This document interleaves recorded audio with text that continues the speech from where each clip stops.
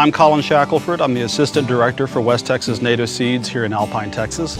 West Texas Native Seeds is a plant material development and restoration research group. Basically, we take native plant materials, we do research on them, develop them, and make them available for commercial release. West Texas is a growing region. There's a lot of energy development going on. With a lot of energy development comes a lot of fragmentation and disturbance. So we're working closely with oil and gas developers to find the best restoration practices and develop materials that are going to help them restore the land.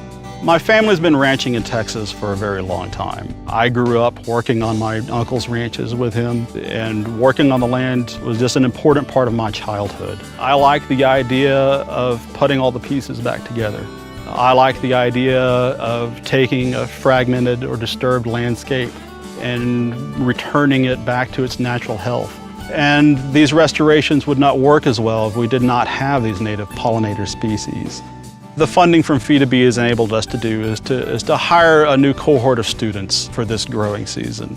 I take great pleasure in bringing young people on board to our project, introducing them to our work, of our mission, and it's really rewarding to see their world grow, to see their understanding of our mission grow.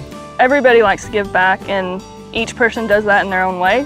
The restoration is really important. I think it plays a huge role in actually improving our environment, so helping them do this research on all these native plants, that's my way of giving back. These pollinator species are important for maintaining the overall health. Keeping those plant communities healthy has a cascading impact on the broader set of wildlife that calls West Texas home.